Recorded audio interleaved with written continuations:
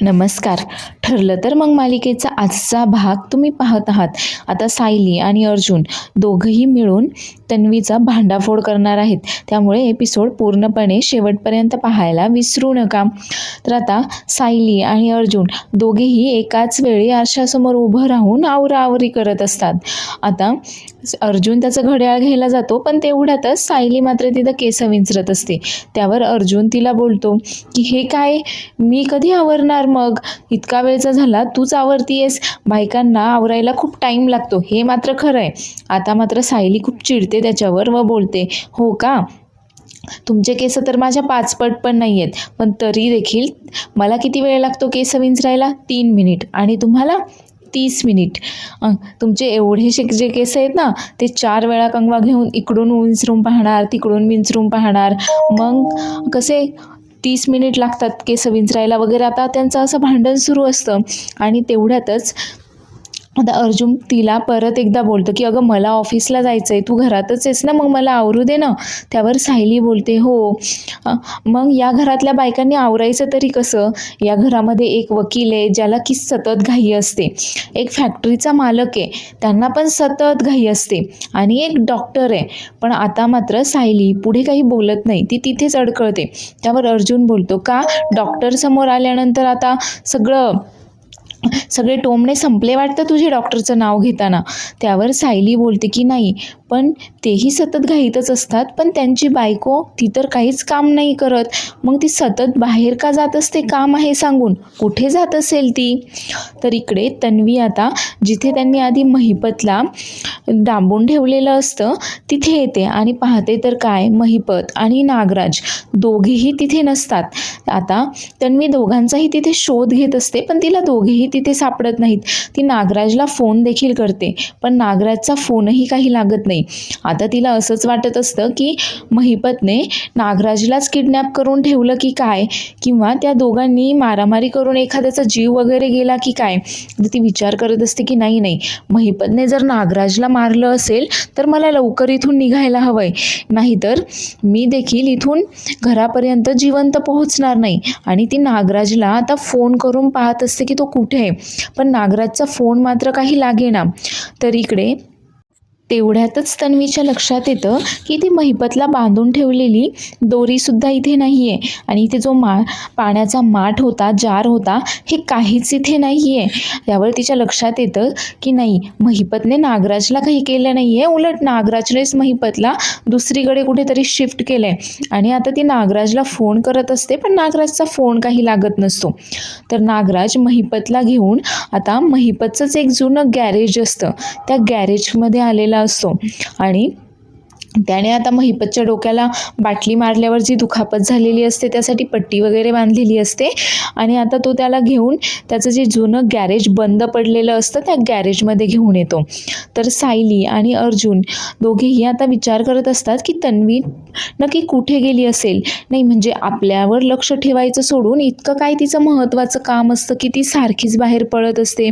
त्यावर अर्जुन बोलतो की ती पार्टीला वगैरे गेली असेल का? त्यावर सायली बोलते की नाही हो, पार्टी वगैरेला काही ती गेली नसणार आहे. नाही, तिच्या एखाद्या मैत्रिणीचा फोन नंबर आहे माझ्याकडे, आपण तिला फोन करून चौकशी करूयात का? त्यावर अर्जुनही बोलतो की हो, ही तर चांगली आयडिया आहे.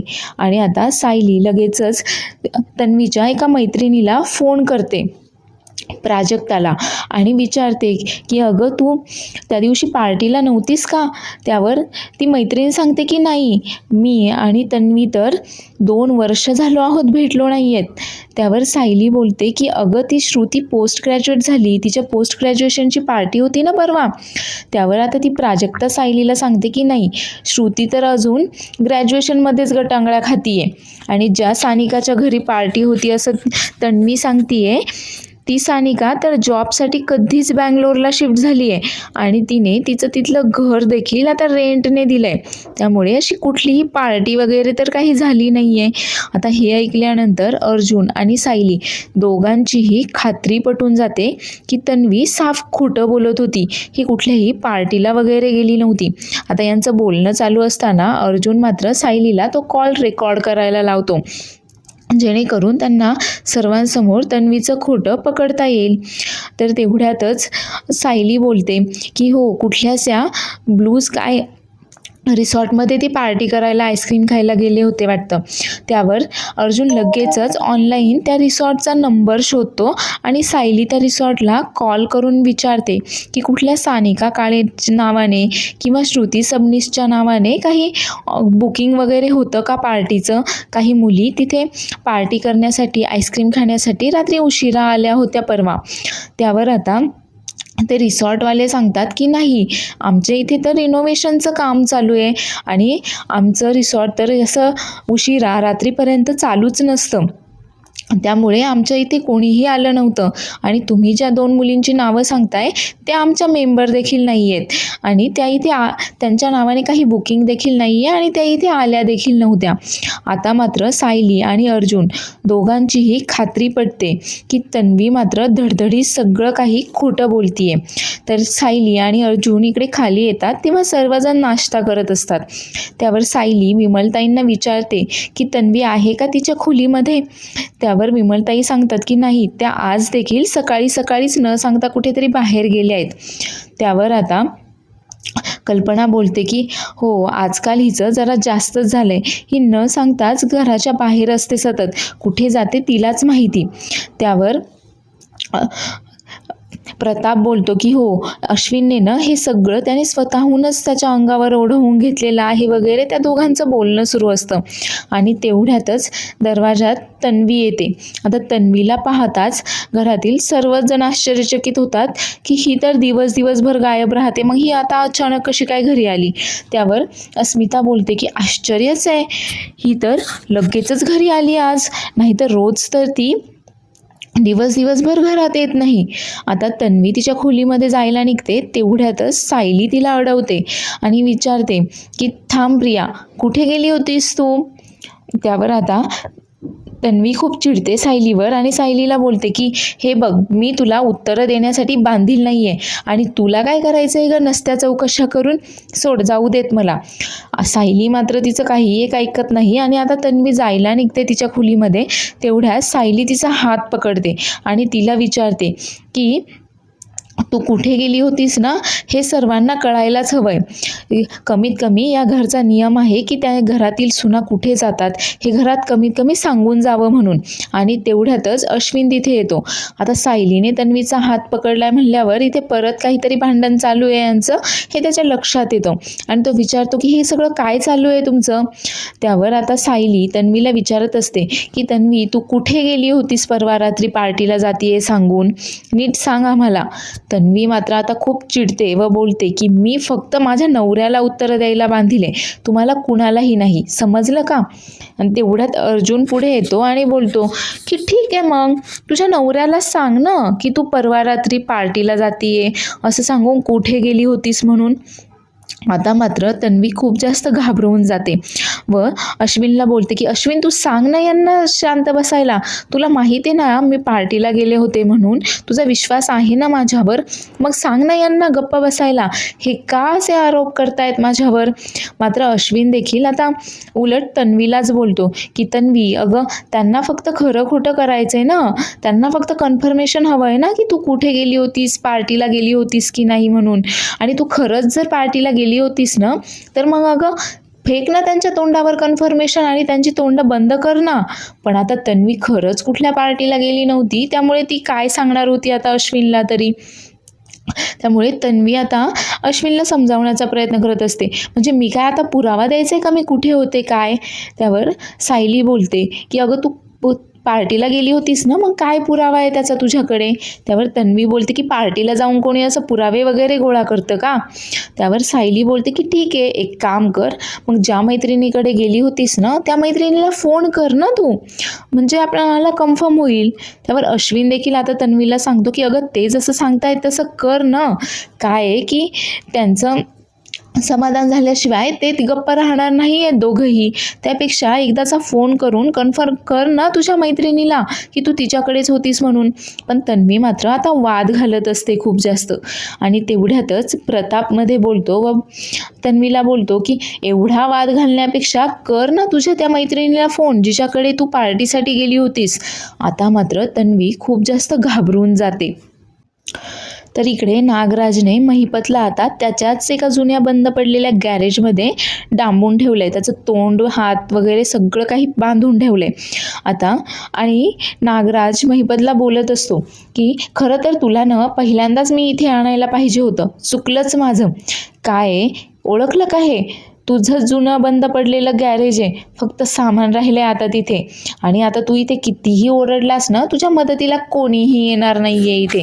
इथे आजूबाजूला कोणी फिरकत सुद्धा नाही, समजलं का? आणि तुला काय माहिती मला हे सगळं कसं कळालं ते? तुझा पंटर नाही का तो पक्या, त्यानेच सांगितलं होतं मला गॅरेज बंद पडलंय पण गॅरेजची चावी मात्र इथे बाहेरच असते म्हणून. आणि आता तुझे पंटर देखील तुला शोधत इथे येणार नाहीयेत, ते आता तुला सगळीकडे शोधत असतील. तू मात्र इथे तुझ्याच गॅरेजमध्ये या अवस्थेत पडलायस याची मात्र कोणाला शंका देखील येणार नाही. आता महिपत काहीतरी बोलायचा प्रयत्न करत असतो. त्यावर नागराज बोलतो की काही बोलायचं आहे का तुला? आणि त्याच्या तोंडावरील पट्टी काढतो.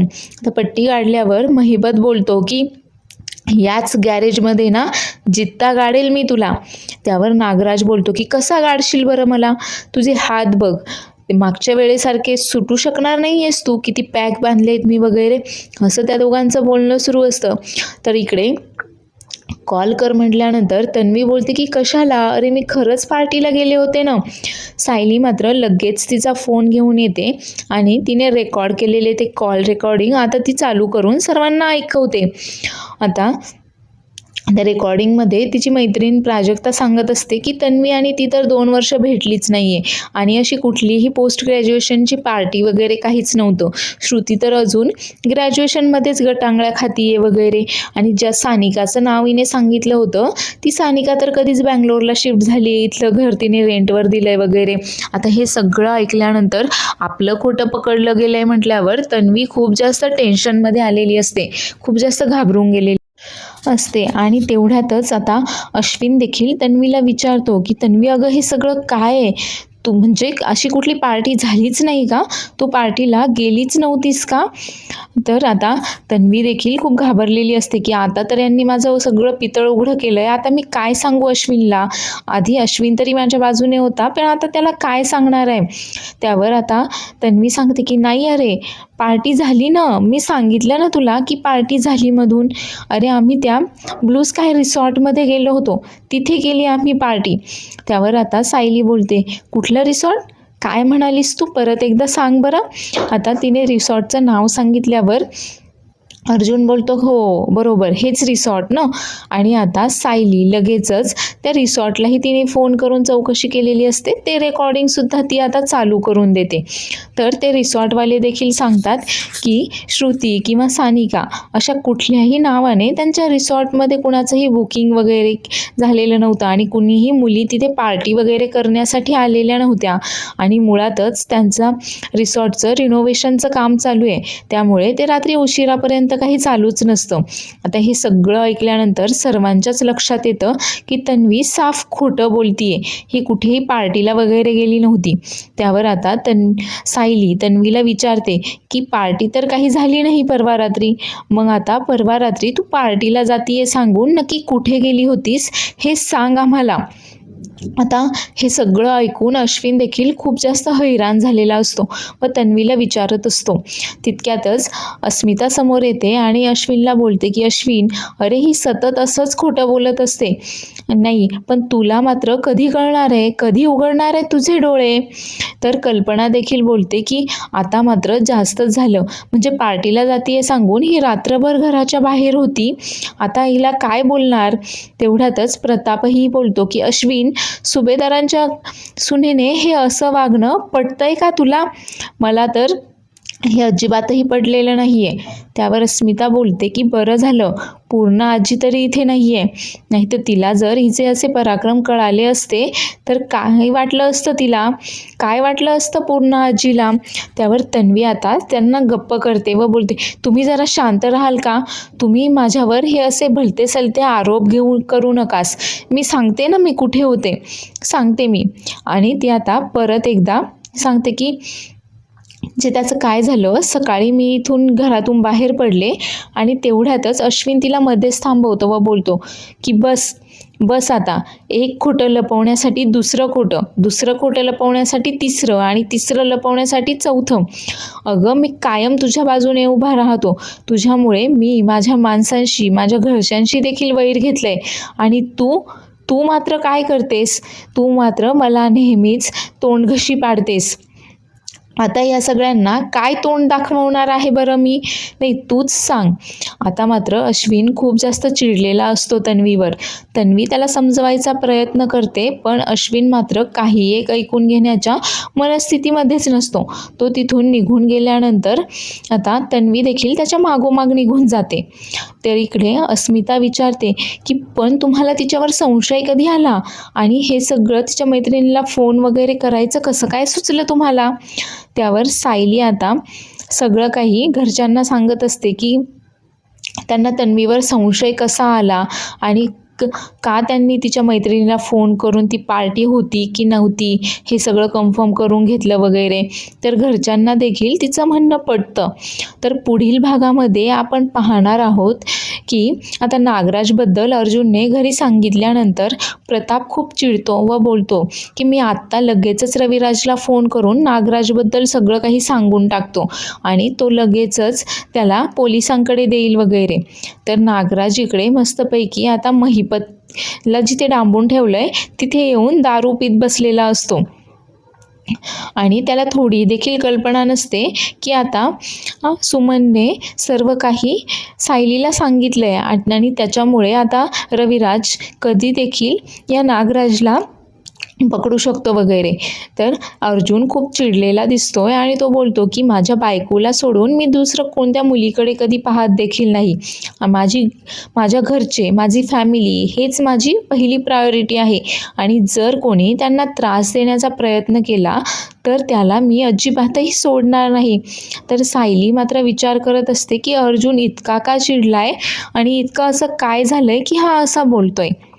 तर पुढील एपिसोड पाहायला विसरू नका आणि चॅनेलला लाईक, शेअर आणि सबस्क्राईब करायला देखील विसरू नका. धन्यवाद.